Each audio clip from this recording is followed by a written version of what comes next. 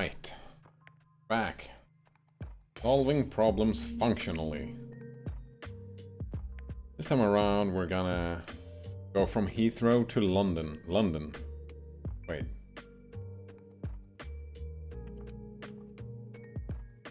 Heathrow... Isn't that just by London? Oh. Outside of London, I suppose.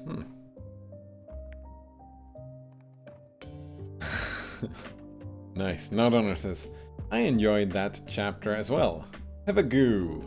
Have a goo. Oh shit, I haven't watched it for a while. I watched that chapter a little bit too much, and then I started having a little bit of nightmares, so I took a little bit of time off. For those who doesn't know, that chapter is it's a great YouTube channel. It's called That Chapter. It's true crime. True crime. Great Irish dude talking about true crime. Presenting true crime. There we go. Suppose that we're on a business trip. Our plane has just landed in England and we rent a car. We have a meeting really soon and we need to get from Heathrow Airport to London as fast as we can, but safely. Safely? I don't know about that. There are two main roads going from Heathrow to London and a number of regional roads cross them. It takes a fixed amount of time to travel from one crossroad to another. It is up to us to find the optimal path to take so we can get to our meeting in London on time. We start on the left side and can either cross on the other main road or go forward.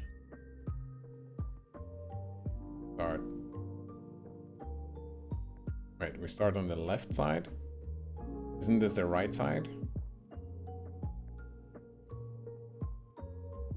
I would have called this the left side and this the right.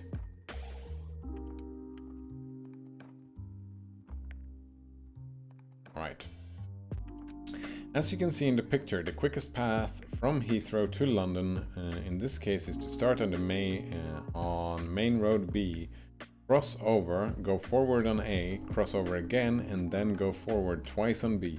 If we take this path, it takes us 75 minutes. Had we chosen any other path, it would have taken us longer. 10, 30, 40, 45, 65, 67, and yeah, exactly, 75.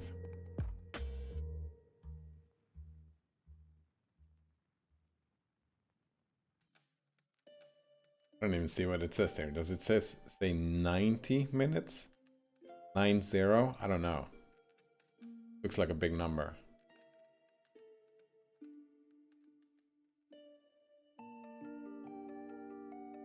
Great game. Right, our job is to make a program that takes input that represents a road system and prints out the quickest path across it. Here is what the input would look like for this case. Wait, what? Right, 50, 10,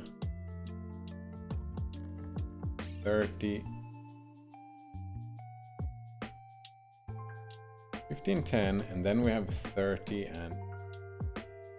Oh, 30 and 5 or 90. Alright, 35, because those are compared against this one. Wait, isn't 90-20 compared? Oh yeah, 90-20. Oh shit. My head is already spinning.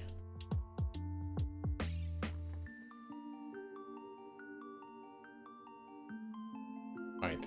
This is where we do lazy evaluation, right? Because we need to compare all the possible iterations, right?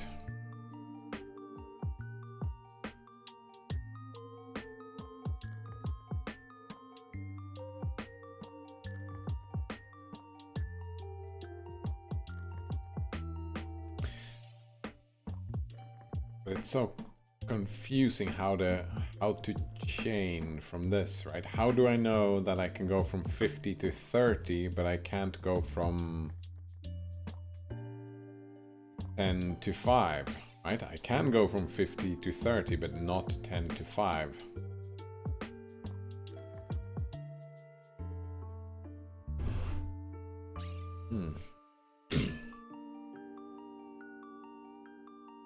To mentally parse the input file, read it in threes and mentally split the road system into sections. Oh, right, we take those three, we take these three, we take these three, and we take these.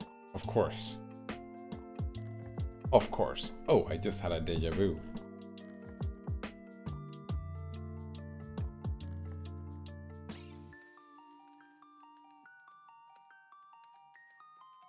Oh, and that's why we add the 0, because that's our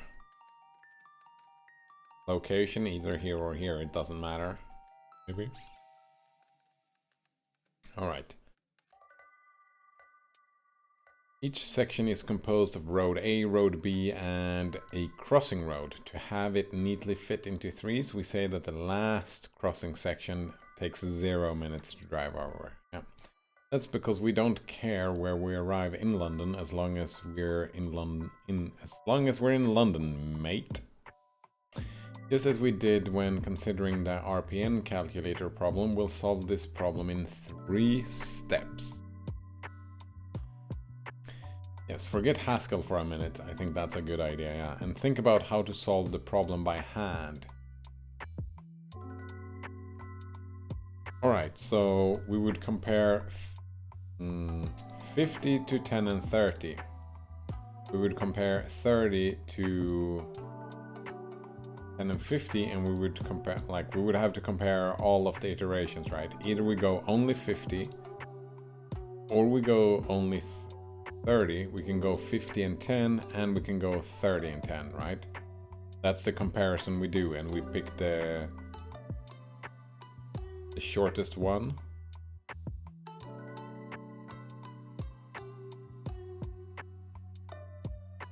No, 10 would be the shortest one.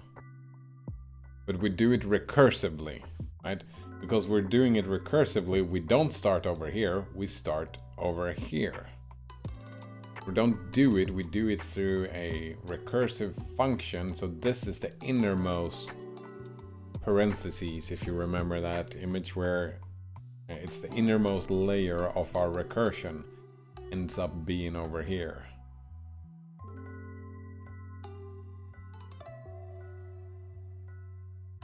Right? Because this will be dependent on that. Something along that line. Actually, pick that.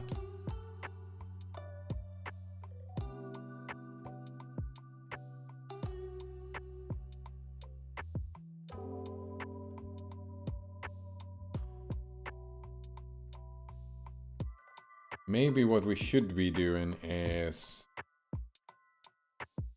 for each block, we should return two. We should calculate 2 values: the shortest path to A and the shortest path to B. Well, or from A and from B.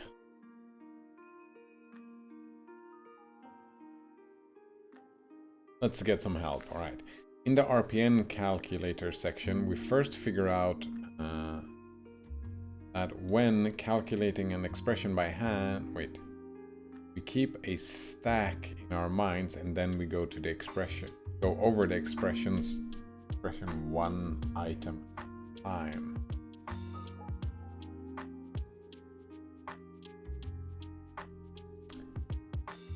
Oh no.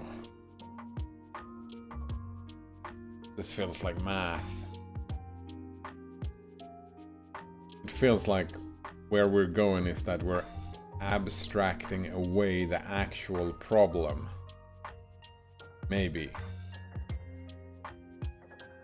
Doing mental gymnastics. I'm not good at that type of mental gymnastics. Right. Think about how we're going to represent our data in Haskell. For our Rpn calculator, we decided to use a list of strings to represent our expression. So we are gonna do it with a fold. Feels weird.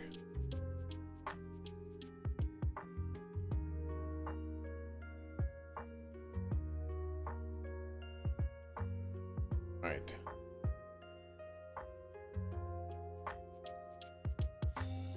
I mean, are we gonna represent our data like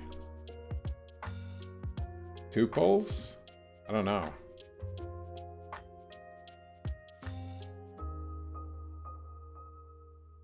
But we need, I don't know, figure out how to operate on that data in Haskell so we produce a solution.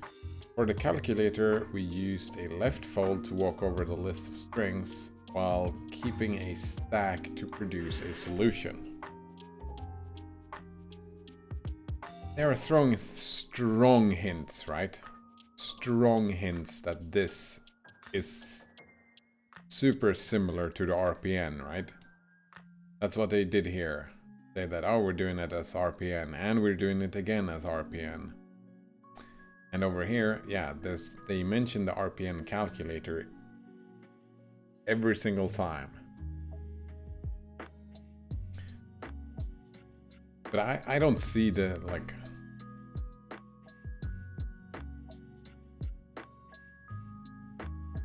Right, we have our list. And... Right, so we put, what, 50 on the top of the stack, and 10, and then 30, and then we'll do something. Join together our stacks. Because the...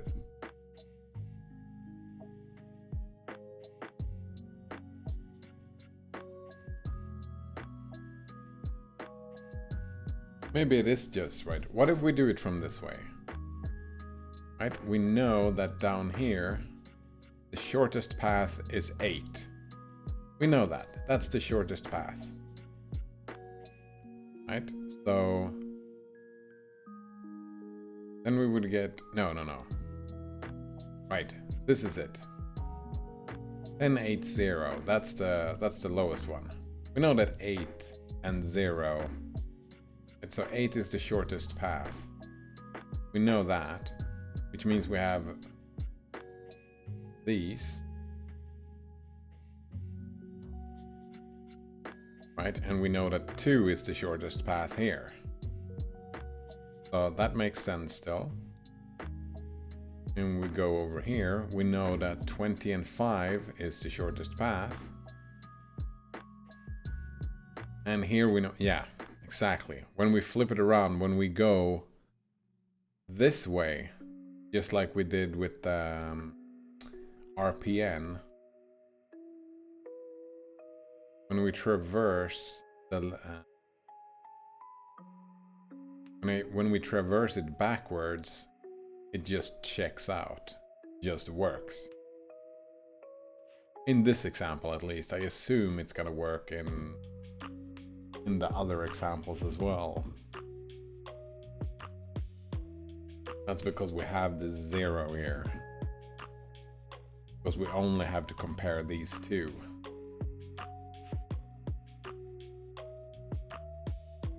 Right?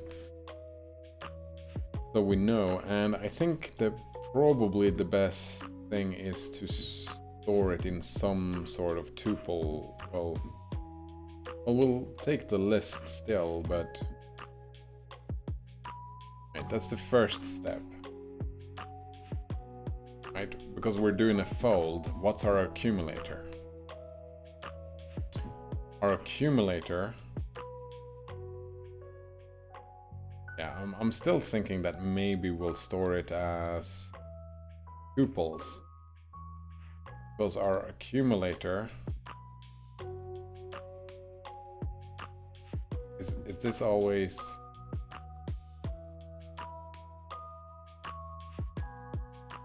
No. Right. When we call our function, we're gonna do it just like we did before. We're gonna call it with the head, which is 0, which is the cross thing. Then we're gonna call it with y, Right, we're gonna call it with the 3 values like X, Y, Z, and then the rest of the list. And then we're gonna compare the X, Y, Z and get the shortest path. And right, if we could make some sort of stop, right, where we decide that if we are on B or on A.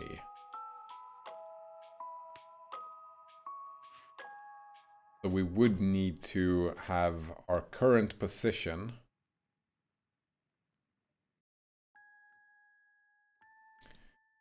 right. So what we do, we're going to return B, B, A, B. Is that it? But flipped around. So, right? First choice, B. Second choice, A. And the next choice is B, and then B again. Right, so that's our accumulator. We take a list of characters, a string, if you will. Yeah, and since we have flipped it, this B will be at the end of the string. So the string, when we're folding over, the string will just, we don't even have to reverse the string or anything.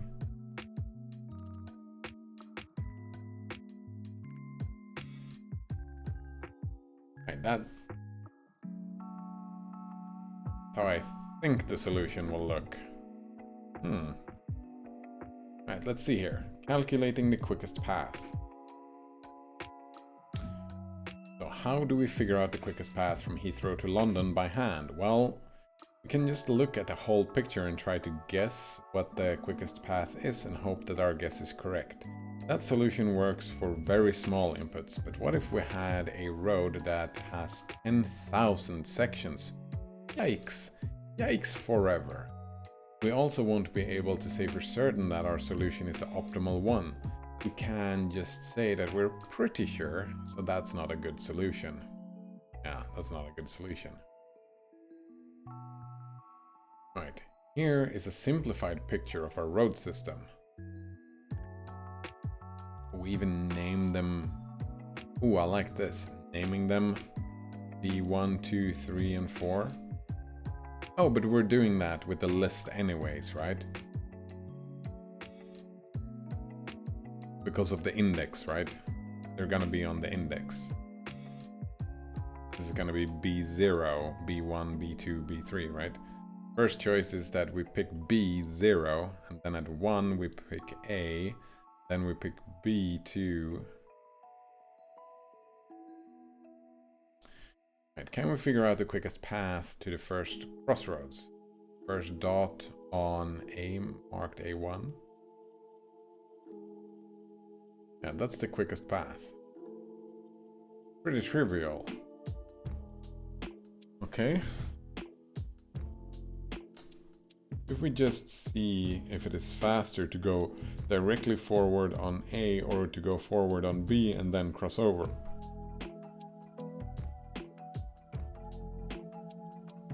Yeah, we see it, yeah. Obviously it's faster to go forward via B and then cross over because that takes 40 minutes, whereas going directly via A takes 50 minutes. Yeah. What about crossroads B1?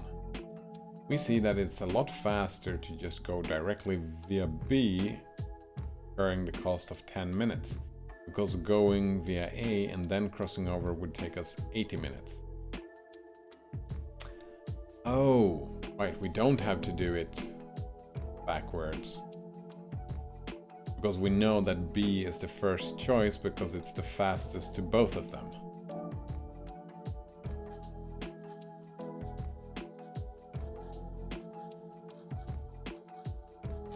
What if we say that this is... No, it still doesn't work, because if we said that this is 30, then B is the fastest route to B and A is the fastest route to A.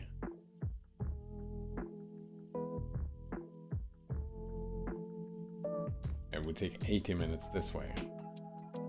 Now we know the quickest path. to A1, go via B and then cross over. We'll say that path B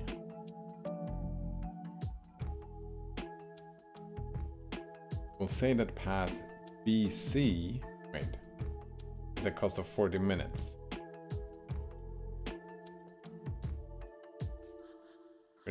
Where does the C come from? We also know the quickest path to B1, go directly via B. Yeah, so that's a path consisting of just B for 10 minutes.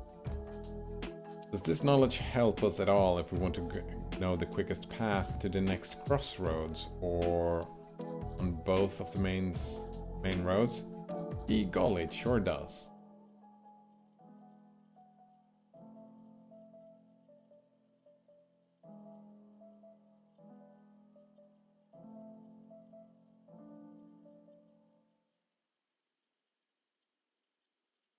Yeah, does. Let's see what the quickest path to A2 would be. To get to A2, we'll either go directly from A2 to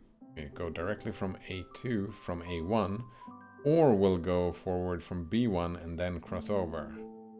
Remember that we can only move forward or cross to the other side.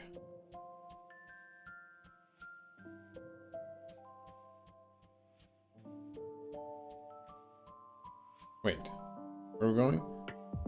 Get to A2.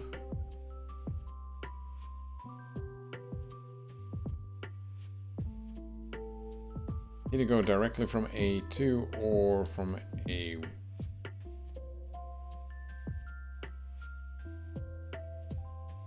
Oh, we either go directly from here or we go this route. Yeah. And because we know the cost of A1 to B1, we can easily figure out the best path to A2. It takes us 40 minutes to get to A1 and then 5 minutes to get from A1 to A2. So it's path BCA. Oh, C is for crossing. Yes, B cross A for a cost of 45. It takes us only 10 minutes to get to B1, but then it would take an additional 110 minutes to go to B2 and then cross over. So obviously the quickest path to A2 is BCA. In the same way, the quickest way to go to B2 is to go forward from A1 and then cross over.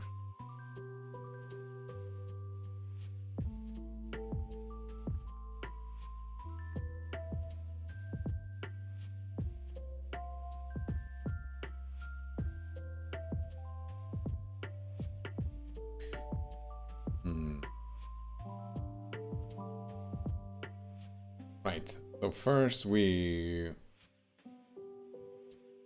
know. Yeah, we're definitely doing recursively, right?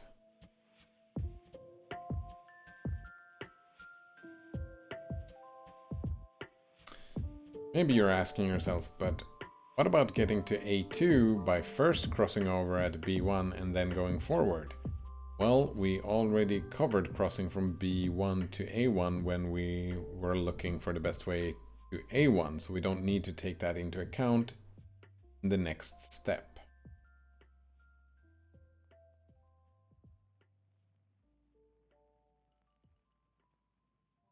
I feel like I lost track a little bit about what was going on here. Yeah, my working memory can't hold all these turns in. Yeah, I cannot hold all of these turns in my working memory, so keeping track of. First we keep track of this, and then we have to go over here because one of those, but we don't go over here because we add it all together, right? We chain look for everything. Now that we have the best path to A2 and B2, we can repeat this until we reach the end. Once we have calculated the best paths for A4 and B4, the one that takes less time is the optimal path.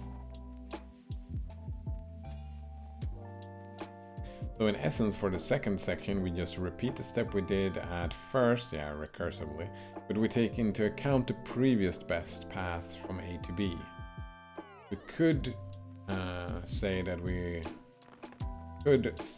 we also took into account the best paths on A and B in the first step.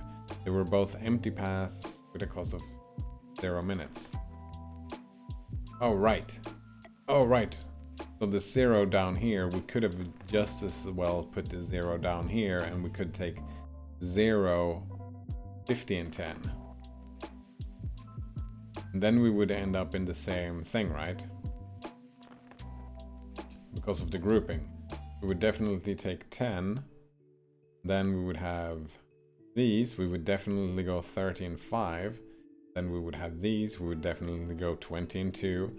Then in these we would... over here we would take 10. No. We're from down here. Sorry. Yeah, we are down here. Oh, that's something to keep track. Where you are, though. But that's right. If our accumulator is a list of characters, then we know that we are at B. Because that's our accumulator. Shit, can we use our accumulator within the function? That feels like a side effect, doesn't it? If we use our accumulator to calculate the next value.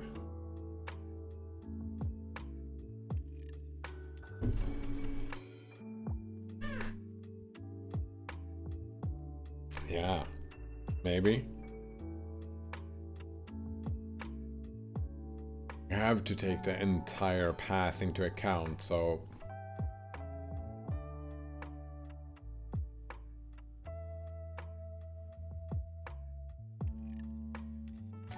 So many numbers to keep in my mind. Fucked up working memory. Right, where are we? Right, now that we have the best path to A2 and B2, we can repeat this until we reach the end, yeah?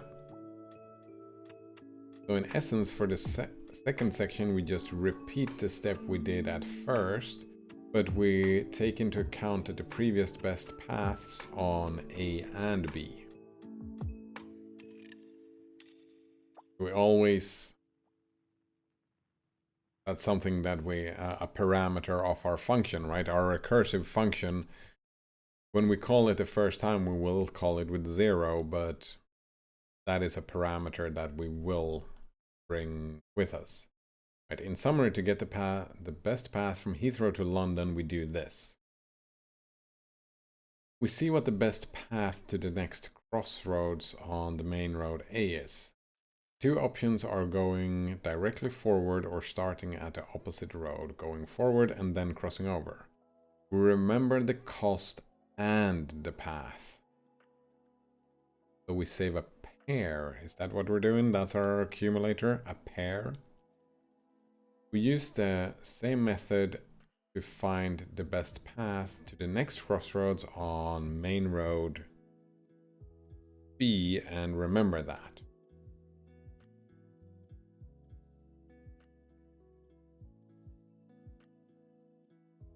See if the path to the next crossroads on A takes less time if we go from the previous A crossroads, or if we go to the previous B crossroads and then cross over. We remember the quicker path. We do the same for crossroads opposite of it. We do this for every section until we reach the end. Once we've reached the end, the quicker of the two paths that we have is our optimal path. So in essence, we keep the quickest path on the A road and one quickest path. Right, we keep one quickest path on the A road and one quickest path on the B road. When we reach the end, the quicker of those two is our path. We now know how to figure out the quickest path by hand. If you had enough time, paper, and pencils, you could figure out the quickest path through a road system with any number of sections.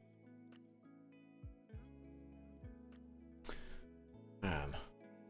Representing the road system in Haskell. How do we represent this road system with Haskell's data types? Thinking back to our solution by hand, we checked the durations of the 3 road parts at once. The road part on the A road, the opposite part on the B road, and the part C, which touches those 2 parts and connects them. When we're looking for the quickest path to A1 and B1, we dealt with the durations of only the first 3 parts, which were 50, 10, and 30. We'll call that one section. So the road system that we use for this example can be easily represented as 4 sections. Now, tuples. It's always good to keep our data types as simple as possible, although not any simpler. Here's the data type for our road system. Wait. Okay, so we actually define a data type. Surprises me. Right. Section is get A as an int, get B as an int, get C as an int. And we're deriving show, so we can print them. Int that we can print. And type road system is a list of sections. Couldn't we just as well do this with a tuple, with or a threeple, if you will? This is as simple as it gets. I have a feeling it will work perfectly for implementing our solution. Yeah, why do we do this? Is it just because we want to have names? We want them to be get A, get B, and get C? So we easier, right? So it is within our data, they have the correct names, if you will, instead of just being first, second, and third item. It's actually A, B, and C. Section is a simple algebraic data type that holds 3 integers for the duration of its 3 road parts. We introduce a type synonym as well, saying that road system is a list of sections. Yeah. Right.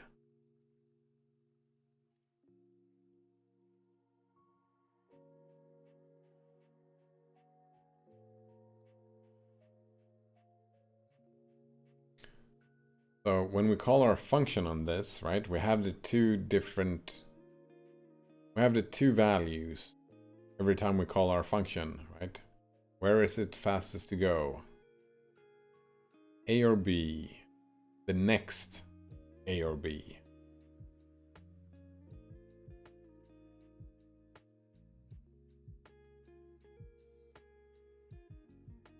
We could also use a triple, yeah, here we go, int to represent a road section. Using tuples instead of making your own algebraic data types is good for small, localized stuff, but it's usually better to make a new type for more complex representations. Right, if we had to cross the road like 5 times, having a 5-item tuple might be, or 10-time item tuple would be difficult to keep track of. It gives the type system more information about what's what. Yeah, exactly. It makes it more readable. Yes.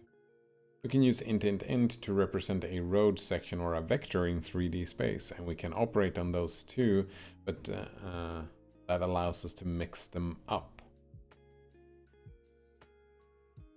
Oh, If we use section and vector data types, then we can't accidentally add a vector to a section of a road system. Alright, so it's more by making our own data type, we make restrictions on ourselves, because tuple of int is a bit arbitrary. Can be lots of things.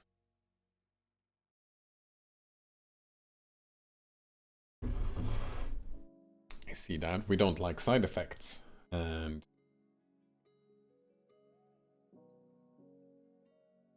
in Haskell we like immutability, right? Our road system from Heathrow to London can now be represented like this. Heathrow to London road system, which is a list of section this, section that, section this, and section that. All we need to do now is implement the solution in Haskell. Writing the optimal path function. Yeah, I want to see this because that he lost me a little bit in the explanation. So what should the type declaration be for a function that calculates the quickest path for any given road system B? Right, we would take our road system, right? That's it. Our function would have a road system.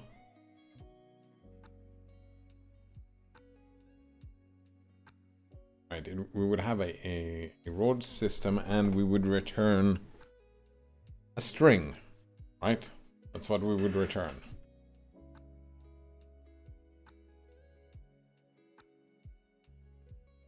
Maybe we should return how long it would take as well. No, string is fine. It should take a road system as parameter and return a path. We'll represent the path as a list as well. Yeah, a list of characters. Let's introduce a label type that is just enumeration of A, B, C. We'll also make a type synonym called path.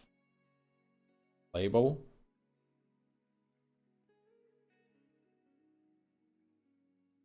Right, data type label is A, B, or C, and we're deriving show. And the path, oh right, we needed the value, right? Yeah. This is, we've created an association list. Key value. Our function, which we'll call optimal path, should have the following type. Optimal path takes a road system and returns path.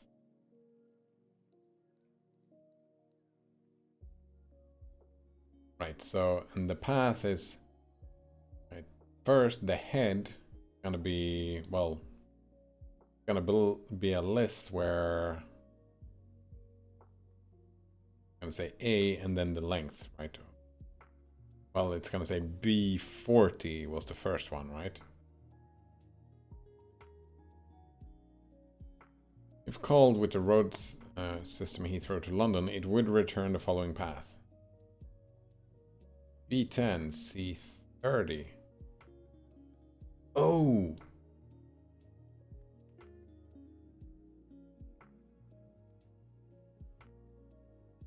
That is what confused me a little bit. But every choice needs to be represented. Yeah, that's what confused me. We're having these.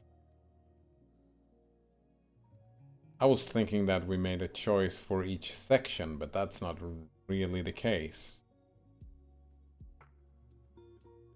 Because in here, right, when we get this, we will return B10, C30. Because we need to remember every turn. Because of our lazy evaluation, right? We only evaluate the ones that the turns that we need in a lazy language, in a functional way. Because we don't loop over.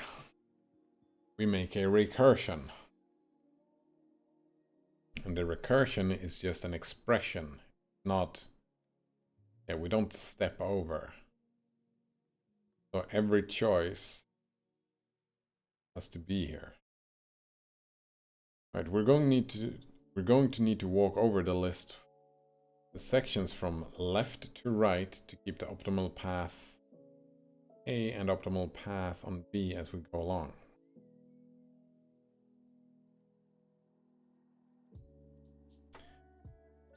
Walk over the list with the sections from left to right and keep the optimal path A and B as we go along.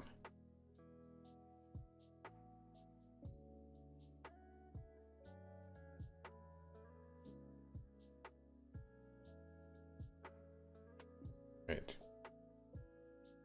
We'll accumulate the best path as we walk over the list, left to right. What does that sound like? Ding, ding, ding. That's right, a left fold. When doing this solution by hand, there was a step that we repeated over and over. It involves checking the optimal paths on A and B so far and the current section to produce a new optimal path on A and B. For instance, at the beginning, the optimal paths were the empty list and the empty list for A and B, respectively. We examined the... Oh, right, so that's...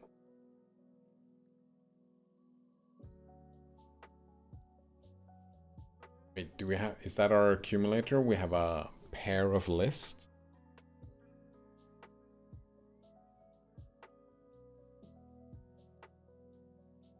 For A and B, respectively. We examined the section...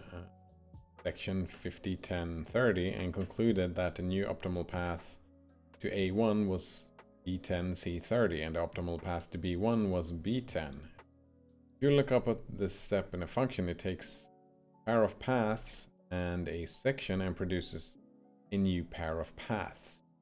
So the type is this. Yeah. Take a tuple of path and then we and our section, and then we return a tuple of paths. Right. In our first example, right, our paths are just empty list, empty list. Then we will return path B10, C30, and B10. Then depending, right.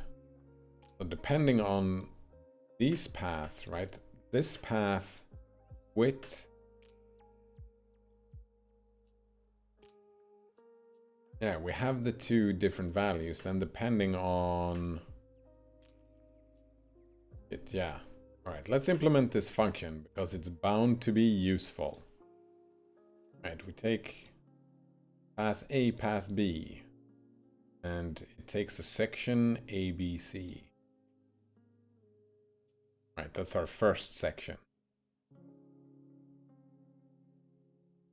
Let time A be the sum, and we're gonna map second from path A. Yeah, exactly. That's how long it's gonna take, and the same for path B, because, well, to keep track.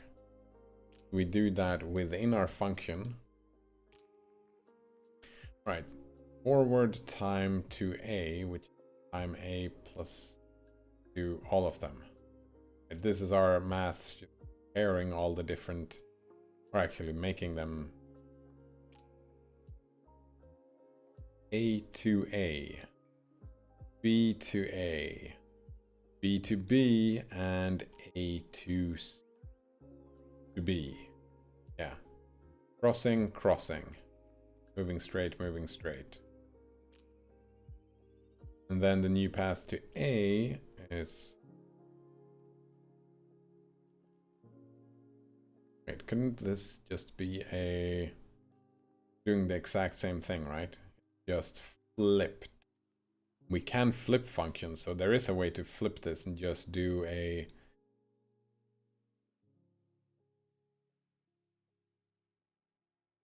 Oh, right, but that's... here. Right.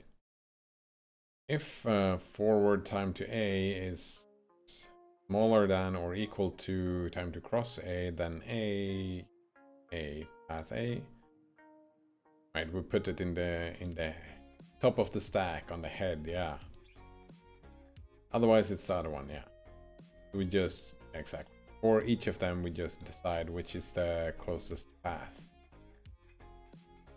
What's going on here? First we calculate the optimal time on road A based on the best so far on A. Yeah, the best so far. And we do the same for B. We do some map on the second. Yeah. And in our accumulator, that the first step it's gonna be 0, but then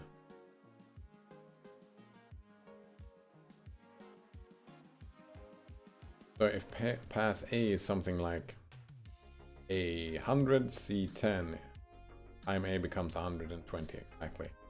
Forward time A, forward time A is the time that it would take to get to the next crossroads on A if we went there directly from the previous crossroads on A.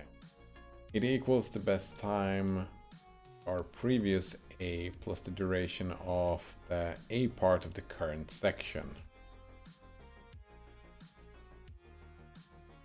Cross time to A is the time that it would take if we went to the next A by going forward from the previous B and then crossing over. It is the best time to the previous B so far plus the B duration of the section plus the C duration section. Holy shit, yeah. I can't keep track of this. We determine forward time B and cross time B in the same manner.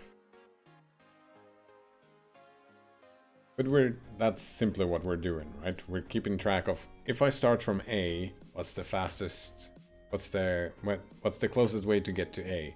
What's the closest way to get to B? We just keep track of both of them. Now that we know the best way to get to A and B, we just need to make a new path to make the new paths to A and B based on that. It's quicker to go to A by just going forward. We set new path A to be A path A. Basically we prepend, yeah exactly, we prepend label A and the section during A to the optimal path on A so far. We say that the best path to the next crossroads is the path to the previous A crossroads and then one section forward via A. Remember that A is just a label, whereas capital A is just a label, whereas lowercase a has the type of int. Why do we prepend instead of joining them together? Well, adding an element to the beginning of a list is much faster than adding it to the end. This means that the path will be the wrong way around once we fold over a list with this function, but it's easier to reverse the list later. Right, that's a good point. Yeah, very good point indeed. If it is quicker to get to the next A crossroads by going forward from road B and then crossing over, well, I feel like I'm just repeating the same thing over and over and over again. New path to A is the old path to B and then goes forward and crosses to A. We do the same thing for new path to B, except that everything is mirrored. Finally, we return new path to A and new path to B in a pair. Let's run this function on the first section of Heathrow to London. Because it is the first section, the best paths on A and B parameters will be a pair of empty lists.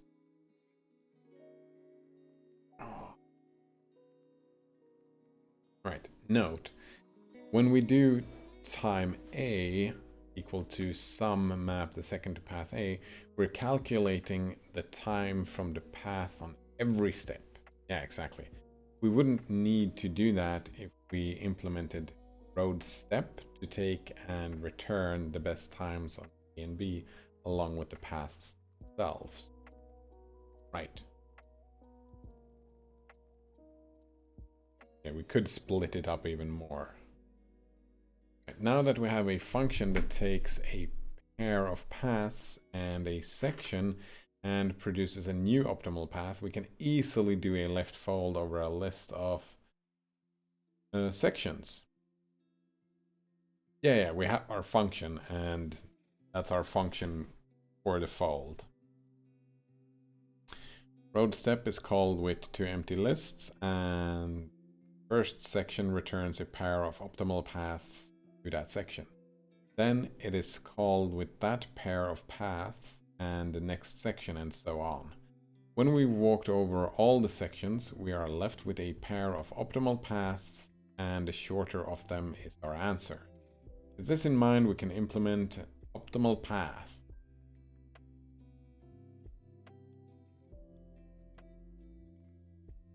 Optimal path takes a road system and returns a path. And optimal path for our road system is let the best A path and best B path. Right, yeah. That's our fold, right? That's what we return. We've got a tuple with the best A path and the best B path. And then if we sum the seconds, right? Yeah.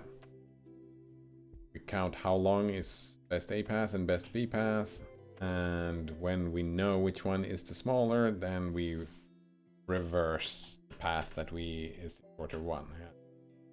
The left fold over the road system, remember that it's a sections, with the starting accumulator being a pair of empty paths.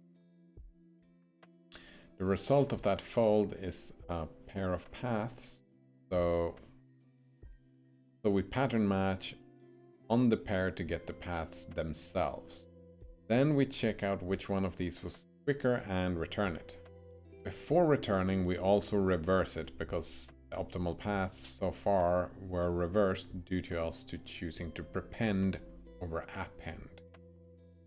That's an interesting thing, that it's more optimal to prepend everything and then reverse a list. Good thing to remember. And there we go. And it works. This is the result that we were supposed to get. It differs from our expected result a bit because there's a step C0 at the end, which means that we cross over to the other road once we're in London. But because that crossing doesn't take any time, it's still the correct result.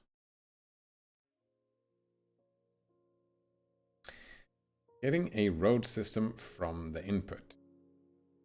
I actually still think it might have been better to put this D0 at the start. No. Well, we could cut it out, right? Yeah, we could cut out and just return the tail of the list.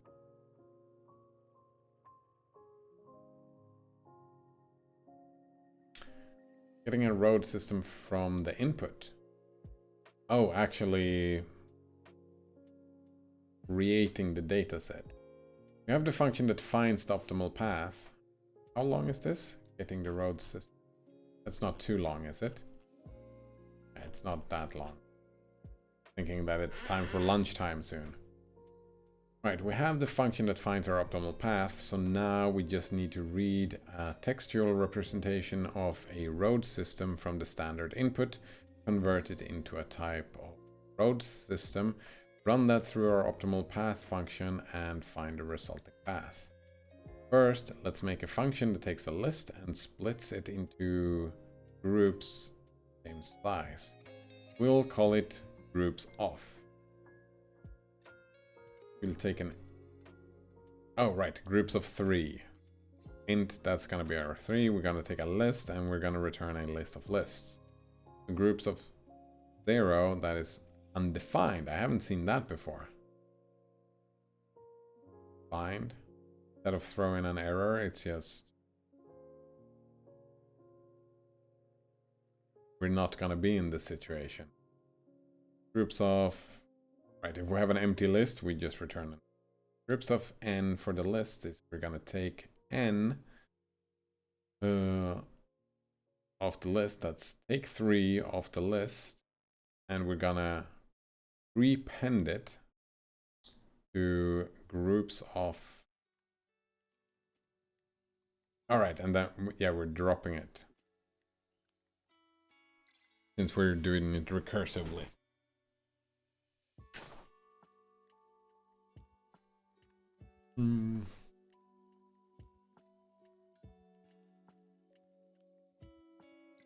Isn't this gonna be reversed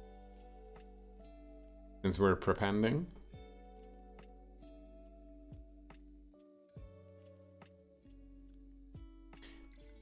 No. Since we're doing the recursion.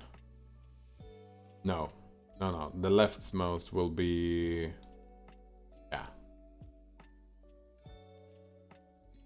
It would work just fine because of the how recursion works. We don't loop over the list, we recurse.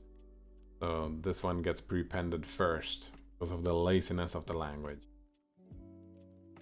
As you can see, it is a standard recursive function, yeah, doing groups of 3, and the list 1 to 10 equals the following.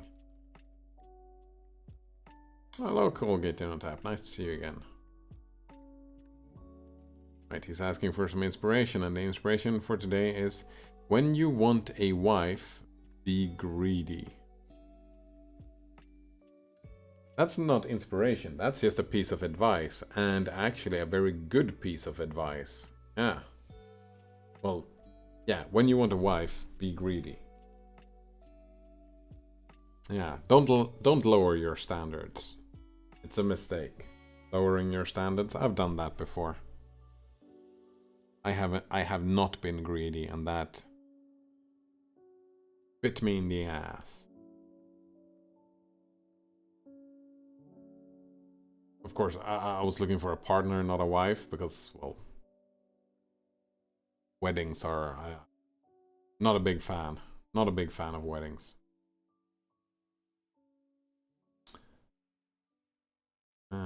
As you can see, a standard recursive function doing groups of 3, 1 to 10 equals following.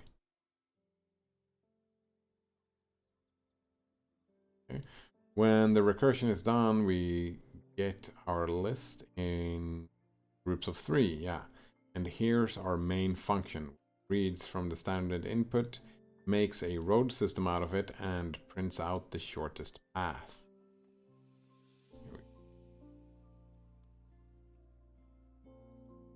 How did it bite you?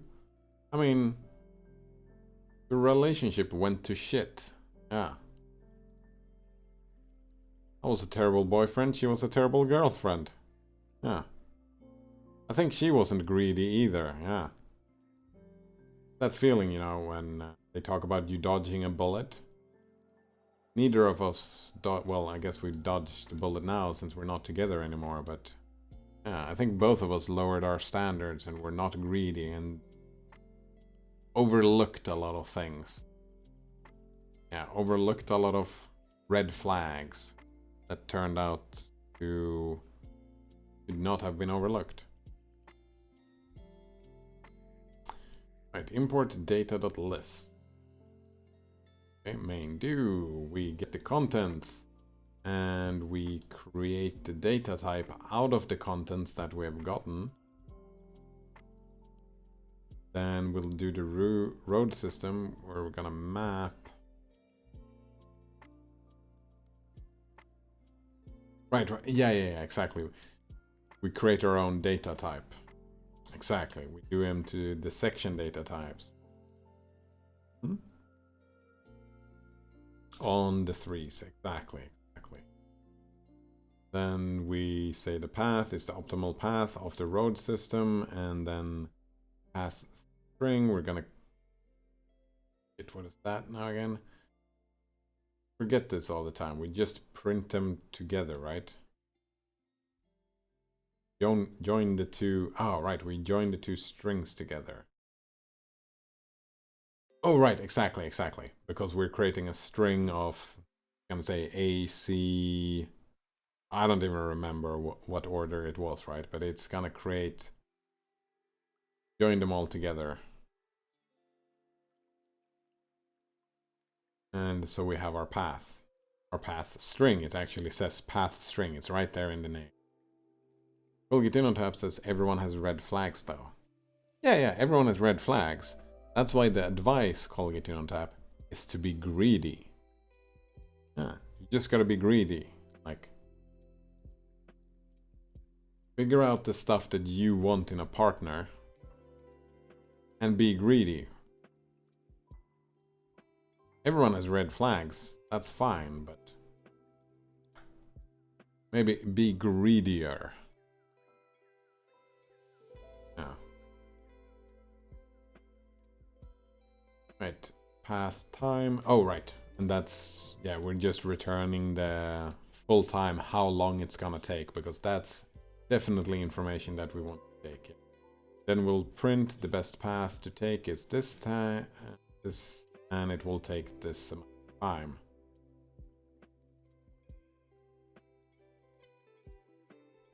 Taken in past tense, that doesn't. Right. First we'll get we get all the contents from the standard input, then we apply lines to our content to convert something like 50 new line, 10 new line, 30 new line to something cleaner, 10, 30. Then we map read over that to convert it into a list of numbers. We apply groups of 3 so we can turn it into a list of lists of length 3. Then we lambda, we over that list of lists to make them into our data type. As you can see, the lambda just takes a list of length 3 and return it into a section. So road system now is our function. All right, it's now our system of roads. Yeah, it's our data.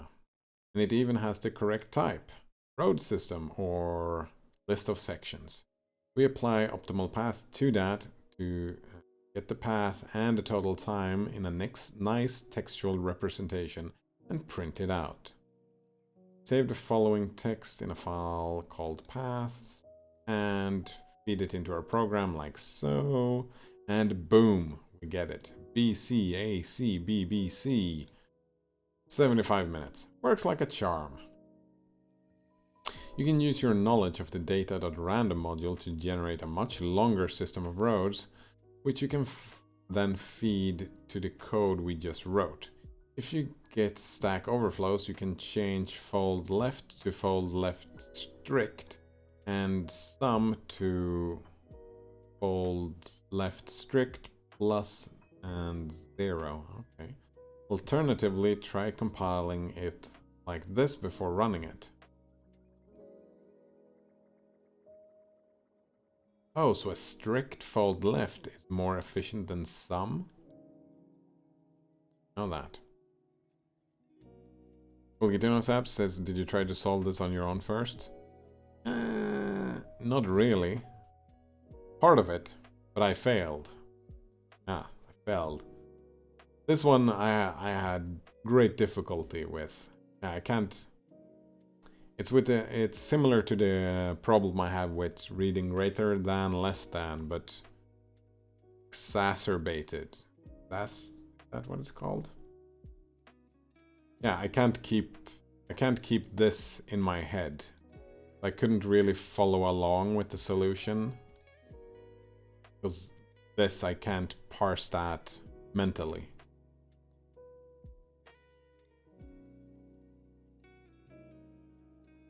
Yeah, I lose track of what's going on.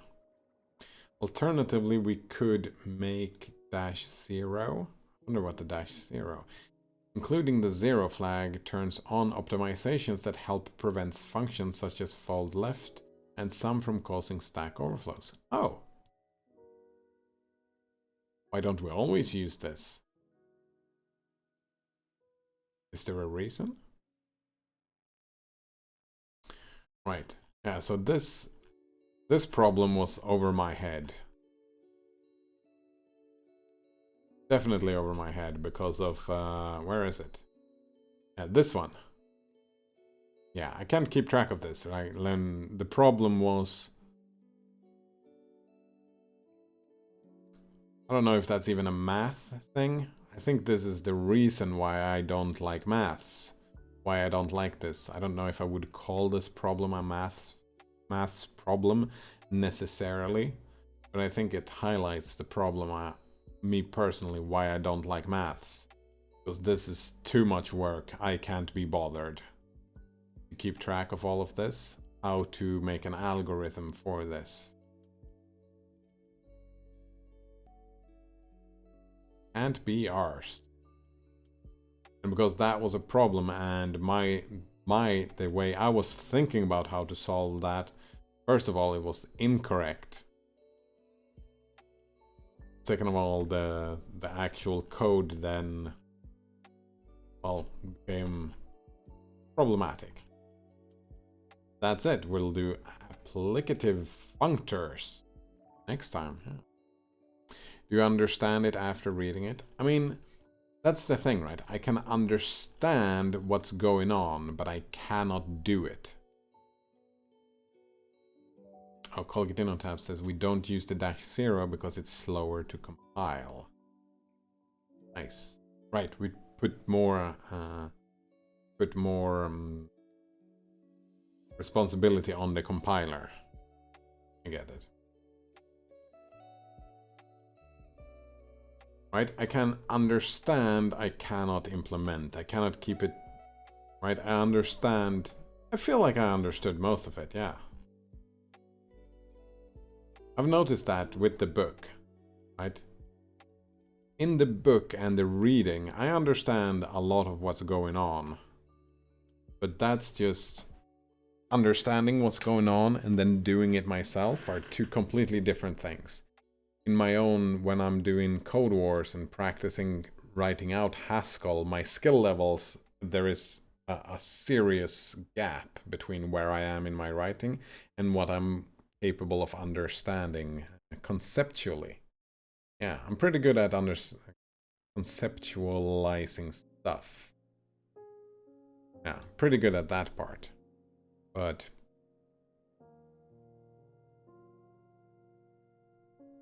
right, but that is it, because I need to have lunch. Then maybe go and do some shopping. Right, so thanks for hanging out, and yeah, have a good one. Cheers.